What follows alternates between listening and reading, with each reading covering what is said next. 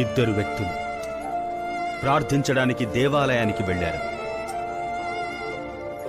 వారిలో ఒకరు పరిసేయుడు, మరొకరు పన్నుల సేకర్త. పరిసేయుడిలా ప్రార్థించాడు, దేవా, నేను ఇతర జనుల్లా లేనందుకు నీకు కృతజ్ఞతలు. చోరుల్లా, వ్యభిచారుల్లా, లేదా ఈ పన్నుల సేకర్తలా. కానీ ఆ పన్నుల సేకర్తకు ఆకాశము వైపు కన్నులెత్తుటకైనను ధైర్యము చాలలేదు. అతనేమన్నాడంటే, దేవా, పాపినైన నన్ను కరుణించుము.